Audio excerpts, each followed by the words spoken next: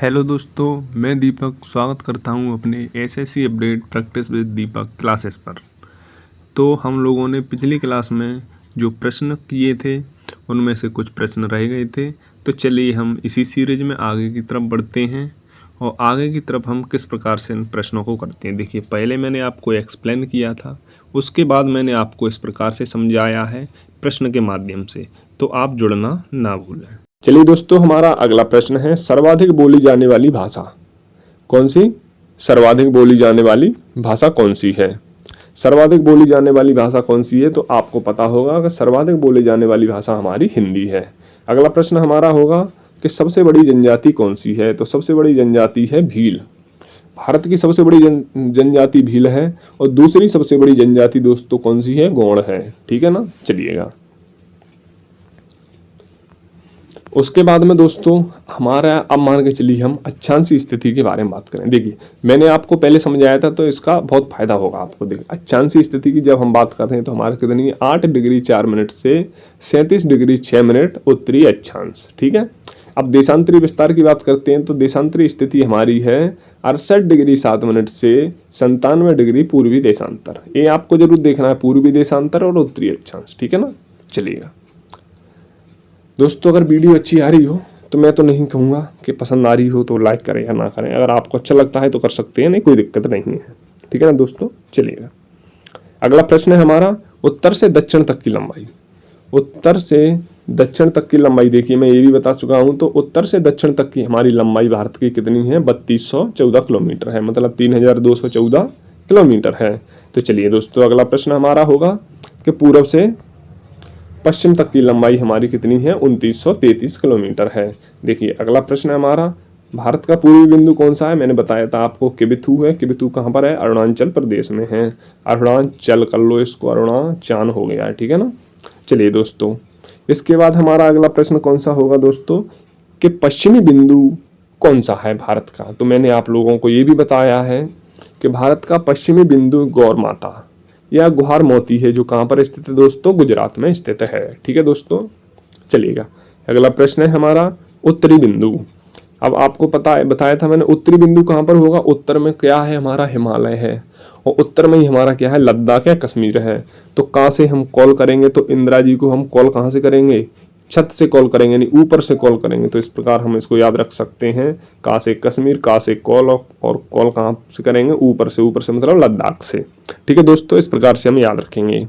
अब आपसे पूछा जाए भारत मुख्य दक्षिण, मतलब मुख्य भूमि का दक्षिण बिंदु, तो आपको पता होगा कि मुख्य भूमि का दक्षिण बिंदु हमारा कौन सा है दोस्तों? कन्याकुमारी है। ठीक है दोस्तों। चलिए अगले प्रश्न की तरफ चलते हैं हम। अगला प्रश्न है हमारा सबसे दक्षिणतम बिंदु। सबसे दक्षिणतम बिंदु कौन सा है? तो आपको पता होगा, सबसे दक्षिणतम पूछा है तो इंदिरा पॉइंट होगा, जिसे हम पिगमेलियन पॉइंट भी कहते हैं, जो कहाँ पर स्थित है दोस्तों? निकोबार द्वीप में स्थित है। ठीक है। शायद मैंने उसमें केप कैमोरिन बताया था। हाँ, केप कैमोरिन मैंने उसको बताया था, कन्याकुमारी वाले को। लेकिन इंदिरा पॉइंट को हम कौन सा बताएंगे? पिगमेलियन पॉइंट के नाम से भी जानते हैं। ठीक है दोस्तों। अगला प्रश्न है हमारा दक्षिणी बिंदु भूमध्य रेखा से दूरी है। दक्षिणी बिंदु की भूमध्य रेखा से कितनी दूरी है? तो आपको पता होगा 876 किलोमीटर है। भूमध्य रेखा मैंने आप लोगों को बताया था कि जो हमारी पृथ्वी है, क्या है? ये हमारी पृथ्वी है। जो मैंने आपको बताया था कि ये हमारी पृथ्वी है। ठीक है। तो ये हमारी पृथ्वी है, तो पृथ्वी के हमारे मध्य से, पृथ्वी के मध्य से जो हमारी 0 डिग्री रेखा गई है, कौन सी गई है? हमारी जो 0 डिग्री इक्वेटर गई है, कौन सी गई है? जो 0 डिग्री है। कौन सी है दोस्तों? जो 0 डिग्री है, जिसे हम 0 डिग्री के नाम से ही जानते हैं।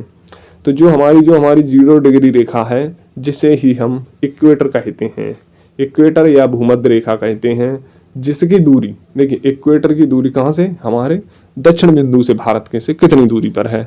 तो ये आप लोगों को पता होगा कि जो हमारा भारत है वो कहाँ पर स्थित है? हमारा भारत सिर्फ यहाँ पर स्थित है। कहाँ पर स्थित है दोस्तों? यहाँ पर। देखिए, जैसे मान चलिए ये हमारा देशांतरी विस्तार हो गया, ये हमारा अक्षांशी विस्तार हो गया।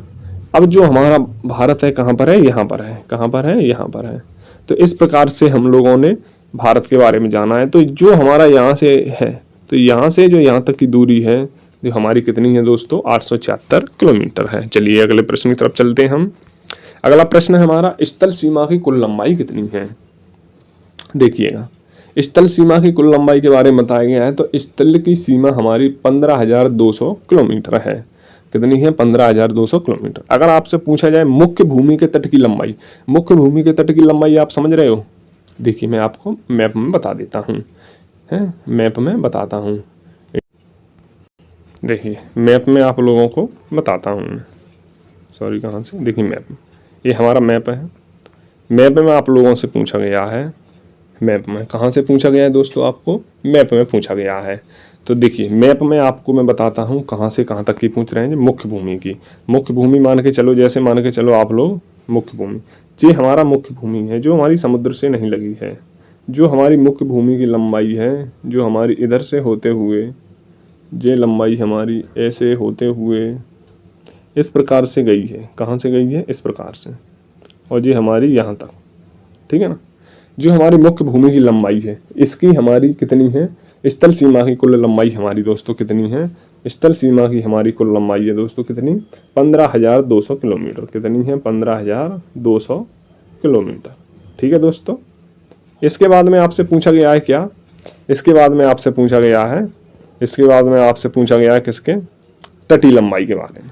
अब देखिए तटीय क्षेत्र आप लोगों को पता होगा, यहाँ से होगा, कहाँ से, गुजरात से ही। तो गुजरात से ऐसे हम गए घूमते घूमते इधर से जो हमारा बांग्लादेश तक मान के चलो इधर, ठीक। तो हमारी जो तटीय लंबाई है, तो इसकी दूरी आप लोगों को पता होगा कितनी है दोस्तों, 6100 किलोमीटर है। कितनी है, 6100 किलोमीटर है। कितनी है दोस्तों, कितनी है दोस्तों, 6100 किलोमीटर है, ठीक है ना। आपकी तटीय क्षेत्र की लंबाई कितनी है, 6100 किलोमीटर, वो सॉरी, हाँ 6100 किलोमीटर है। अगर आप लोगों से पूछा जाए द्वीपों सहित तट की लंबाई, जैसे मान चलो इसमें हम अंडमान निकोबार की भी सीमा जोड़ लें, अंडमान निकोबार की भी जोड़ लें, इधर हम लक्षद्वीप की भी जोड़ लें, तो मान के चलो, या इन सब की मतलब हम जोड़ लेते हैं, तो हमारी कितनी हो जाती है, तो हमारी 7516.6 किलोमीटर हो जाती है। तो इस प्रकार से हमारी कितनी हो जाएगी, 7516 किलोमीटर हमारी दूरी हो जाएगी, ठीक है दोस्तों। चलिएगा तो हम आगे, ठीक है दोस्तों। तो हम लोगों ने देखा है कि द्वीपों सहित हमारी तटीय लंबाई कितनी है, 7516.6 किलोमीटर है, ठीक है दोस्तों। चलिए अगले प्रश्न की तरफ चलते हैं हम। अगला प्रश्न हमारा हो गया, भारतीय मानक समय रेखा की बात की गई है। भारतीय मानक समय रेखा कौन सी है हमारी, तो आप लोगों को पता होगा हमारी भारतीय मानक समय रेखा 82.5 डिग्री है, 82.5 डिग्री है, 82.5 डिग्री है, ठीक। कितनी है, 82.5 डिग्री, जो पूर्वी देशांतर में स्थित है, जो प्रयागराज के नैनी से गुजरती है। देखिए इसकी भी मैं आप लोगों को अभी ट्रिक बताऊंगा कि देखिए 82.5 डिग्री पूर्वी देशांतर रेखा गुजरती है कहाँ से, हमारे भारत के 5 राज्यों से। 5 राज्यों में आप लोगों को ट्रिक बताता हूँ। मौका, कौन सी, मौका, MOUCA,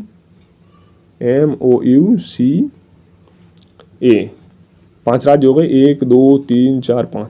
M से मध्य प्रदेश, O से उड़ीसा, U से उत्तर प्रदेश, C से हमारा छत्तीसगढ़, A से हमारा आंध्र प्रदेश, ठीक है ना।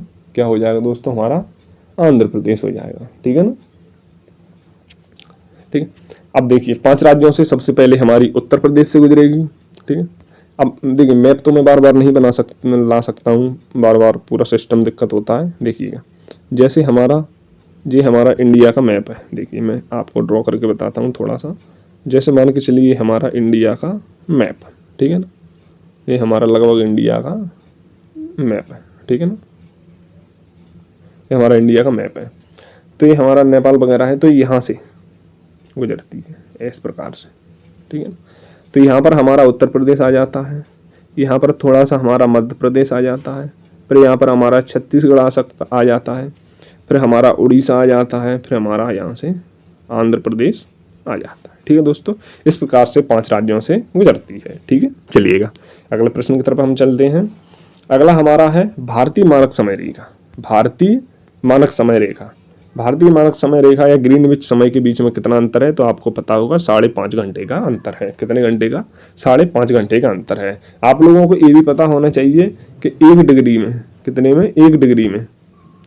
1 डिग्री में 4 मिनट का अंतर होता है। वो हाँ 1 मिनट में 4 डिग्री का अंतर होता है, ठीक है ना। चलिए दोस्तों, अगला प्रश्न हमारा, राज्यों की कुल संख्या 28 है। हमारे भारत में कुल राज्य कितने? 28 हैं। केंद्र शासित प्रदेशों की कुल संख्या दोस्तों कितनी है? 8 है। अगला प्रश्न है हमारा, सर्वाधिक राज्यों की सीमा को छूने वाला राज्य कौन सा है? तो सर्वाधिक राज्यों की सीमा को छूने वाला राज्य हमारा उत्तर प्रदेश है, जो 8 राज्यों की सीमा को छूता है। अगला प्रश्न हमारा, समुद्र तट से लगे राज्यों की संख्या कितनी है? 9 है। कितनी है? 9 है। तो चलिए देखिएगा, सबसे पहले हम आपको उत्तर प्रदेश के बारे में बात करते हैं। तो देखिए, उत्तर प्रदेश से हमारे कितने राज्य? मध्य प्रदेश 1, राजस्थान 2, हरियाणा 3, हिमाचल प्रदेश 4, देहरादून 5, उत्तराखंड 5, बिहार 6, झारखंड 7 और हमारा छत्तीसगढ़ 8। ठीक है ना। आप लोगों को पता है उत्तर प्रदेश से हमारे कितने राज्यों की, सर्वाधिक राज्यों की सीमा सीता है? 8 राज्यों की। तो 8 राज्य मैंने आपको बता दिया, मध्य प्रदेश, राजस्थान, हरियाणा, हिमाचल प्रदेश, उत्तराखंड और उत्तर प्रदेश और झारखंड और छत्तीसगढ़। देखिएगा, ठीक है ना दोस्तों।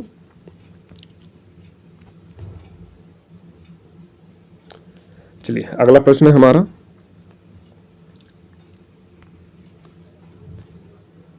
अगला प्रश्न हमारा था कि भारत के, किसके? भारत के, ठीक है।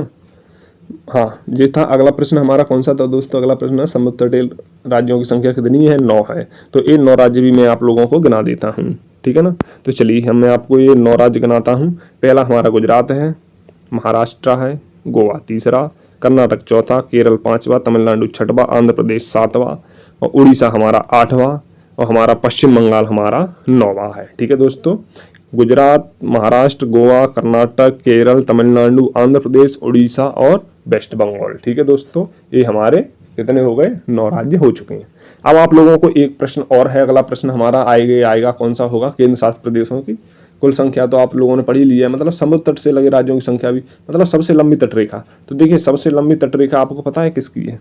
सबसे लंबी तटरेखा हमारे गुजरात की है। किसकी है? आप लोगों को पता है, गुजरात राज्य की है। सबसे लंबी तटरेखा गुजरात की है, ठीक है। और सबसे छोटी तटरेखा ये हमारा गोवा जो दिख रही है, गोवा की है, ठीक है दोस्तों। आगे चलिए हम आगे बात करते हैं, ठीक है ना। और हाँ, एक प्रश्न और मैं आप लोगों को अभी बता देता हूँ, फिर बार बार मैप लाने में दिक्कत होती है। जो हमारी मकर रेखा है, कौन सी है दोस्तों? जो हमारी मकर रेखा है, कौन सी है? मकर रेखा, वो सॉरी मकर रेखा नहीं यार, कर्क रेखा। जो हमारी कर्क रेखा है वो हमारे कितने? 8 राज्यों से होकर गुजरती है। इस प्रकार से गुजरती है, जैसे मान के चलिएगा, गुजरात, राजस्थान,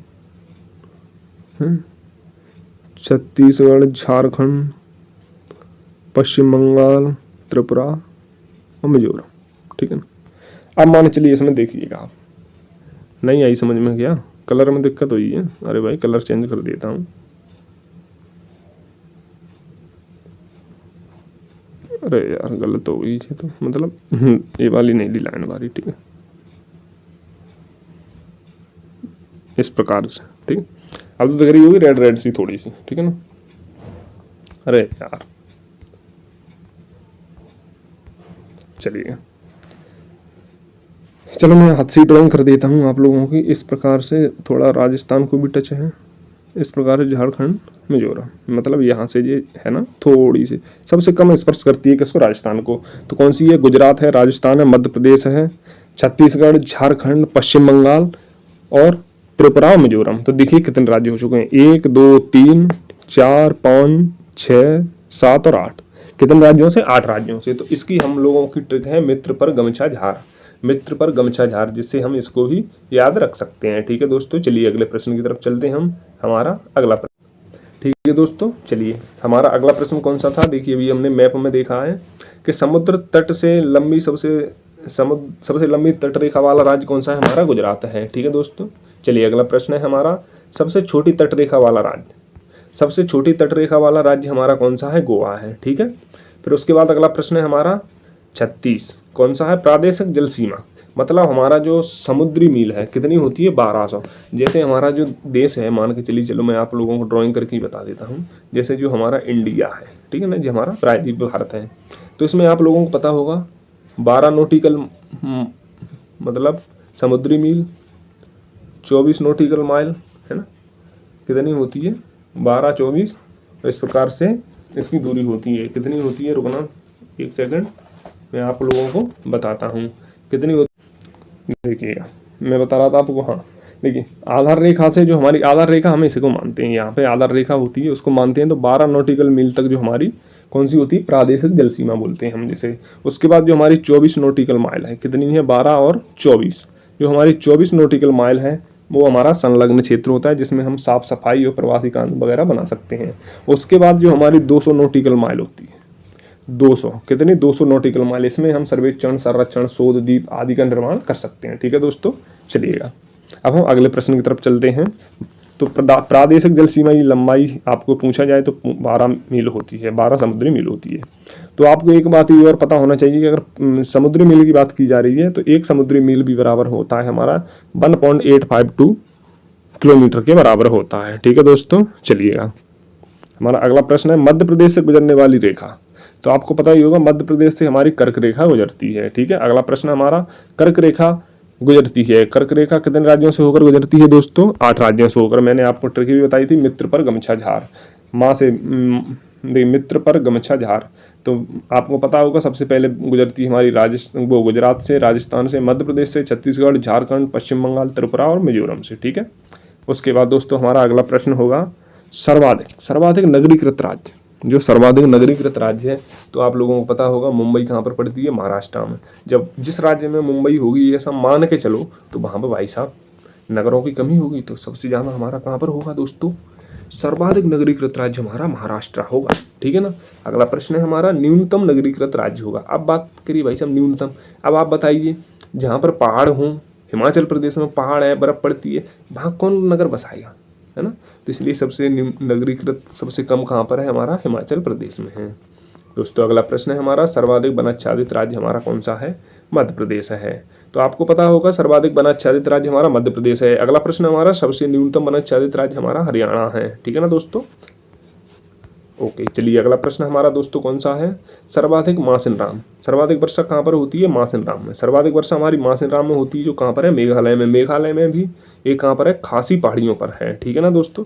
अगला प्रश्न है हमारा न्यूनतम वर्षा। न्यूनतम वर्षा हमारी लेह में होती है, जो कहाँ पर है, लद्दाख की राजधानी लेह है। पहले ये कश्मीर में आता था, जम्मू कश्मीर जब ये यूटी नहीं था। ठीक है दोस्तों। अगला प्रश्न है हमारा सबसे प्राचीन पर्वतमाला।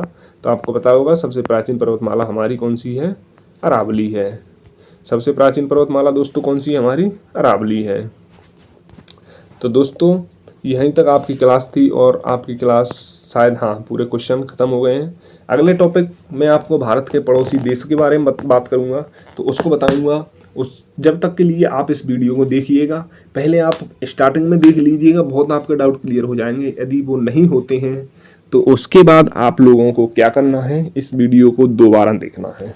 और मैं गारंटी देता हूँ आप दोबारा वीडियो देखने के बाद में कभी भी नहीं भूलोगे। आप इसको बस रिवीजन करते रहिएगा। और रिवीजन कैसे करोगे, शॉर्ट नोट की तरह आप इनको सिर्फ नोट कर सकते हो, क्योंकि बहुत मैंने वन लाइनर फैक्ट भी नहीं लिखा, इतना बड़ा क्वेश्चन लिखा, बिल्कुल शॉर्ट में लिख दिया है। ठीक है ना। तो आप लोगों को बिल्कुल एज इट इज लिखना है, जिससे आपको एक अनुमान लगा रहे, तो आप कभी नहीं भूलोगे। ठीक है, और अपने एग्जाम में बेस्ट करोगे। और तब तक के लिए दोस्तों धन्यवाद। ये सीपीओ के लिए या हमारा नेवी एसएसआर, जितने भी हमारे जो नेवी की वैकेंसी आई हैं अभी, जो हमारे 10th 12th पास, मतलब जो भी वनडे एग्जाम है, कोई भी वनडे एग्जाम हो, उसमें बहुत बहुत इंपॉर्टेंट है। ये किसी एक एग्जाम के लिए टारगेटेड नहीं है, लेकिन फिर भी मैं आप लोगों को बता देता हूँ कि वो तो एग्जाम की वजह से आपकी तैयारी कराई है। अगर आपको लगता है कि क्लासेस अच्छी हैं तो मैं कंटिन्यू करूँगा, आप मुझे कमेंट में बताना, नहीं तो फिर देखते हैं। तब तक के लिए दोस्तों धन्यवाद, जय।